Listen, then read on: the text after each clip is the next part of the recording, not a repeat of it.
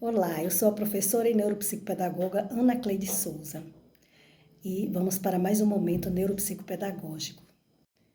No nosso bate-papo de hoje, nós vamos tratar um pouco sobre a diferença entre emoção e sentimentos, né? Dois elementos que estão ligados à nossa afetividade e que são bastante confundidos, né?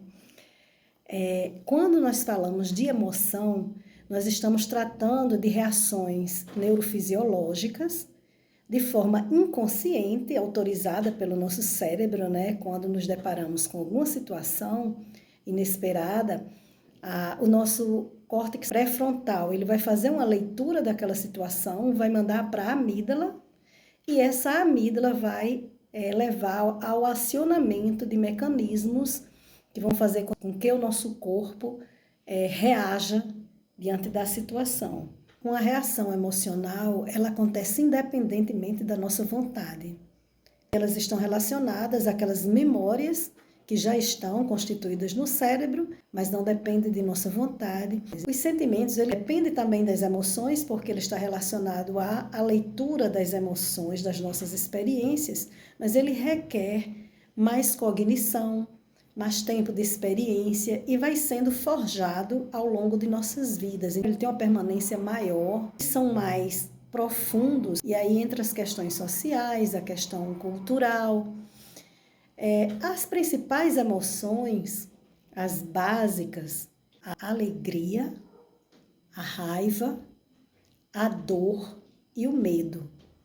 E aí existem outras subdivisões, né, também, mas assim, basicamente essas são as principais. Ao longo da vida, elas vão se aprimorando e vão surgindo outras emoções também.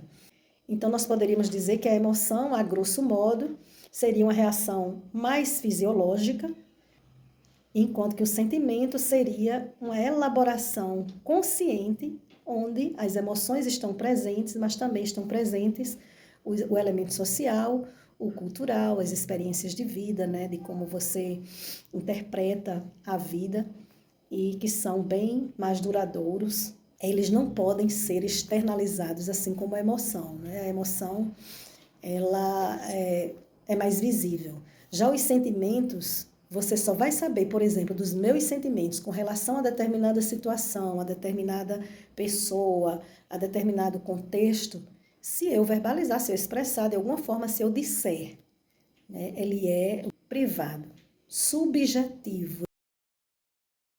Existem pessoas que já têm uma tendência inata a ter emoções negativas, outras a ter mais emoções positivas. Existem também mecanismos ou atitudes diante da vida em que você vai aprendendo a lidar com essas emoções e que você pode ajudar o cérebro a mudar. Então, isso depende muito da atitude de cada um e essa atitude é fundamental. E eu lembro muito da Luísa, quando ela está numa situação de tristeza, que a tristeza, nesse caso, seria um sentimento de tristeza, ela canta. O ato de você cantar estimula o sistema parasimpático. O parasimpático é responsável por frear essas reações, diminuir essas reações e te acalmar. Resumindo, se você tem um sonho, se você tem um objetivo e você pretende alcançá-lo, se você for focar no negativo, o teu cérebro ele vai fazer aquela leitura e vai estar sempre associando aquela situação ao negativo. Então, você pensando de forma consciente, você buscando pontos positivos, fixando-se neles, você vai ter mais estímulo para você buscar esses resultados. Porque ninguém corre atrás de resultados se você não acredita neles, né? E se a situação está tão difícil assim, por que não? Respirar profundamente e lentamente faz com que o sistema parasimpático entre em ação também.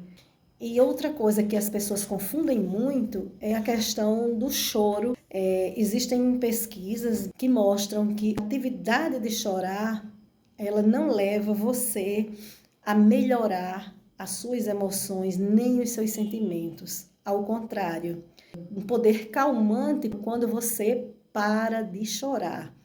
digamos, lembrar uma cena triste, alguma coisa que passou na sua vida e que te trouxe tristeza e que te leva a chorar, esse choro faz com que o cérebro interprete que você está passando pela mesma situação, ou seja, vai trazer reações emocionais de dor, de tristeza, né? E quando você para de chorar, aí sim.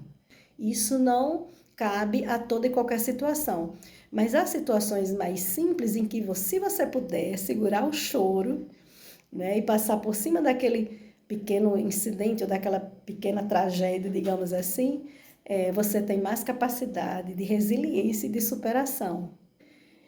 Foi feita uma pesquisa com bebês, né, de berçário até 1 ano, né, então a mãe se afastava, os bebês que mais choravam, esses bebês eles levaram também essa tendência para a vida adulta e para outras situações. O choro estimulando o cérebro a produzir respostas emocionais negativas, né? E a Susana Russell, né, Susana Herculano Russell, ela aconselha que, se você já tem uma tendência a emoções negativas, evite assistir, por exemplo, filmes com final trágico, né, com final triste. E mais uma vez, essa aí é para Luísa, né? Se ela vai assistir um filme, ela já pergunta, vai ter final feliz? Porque se não for, eu nem vou. Claro, a tristeza, o medo, tudo isso faz parte da nossa vida. Nós estamos para enfrentar tanto as emoções quanto aqueles sentimentos que foram forjados durante as nossas experiências. Nós devemos estar preparados para nos deparar com situações diversas, né? Mas quando a gente fala de evitar situações mais extremas, né? Para quem já tem uma tendência muito negativa, também não precisa vivenciar tanto sentimento negativo, né? Então esse vídeo vai especialmente para Lulu Leite, ok, Lulu? É a tua cara. Um beijo para vocês.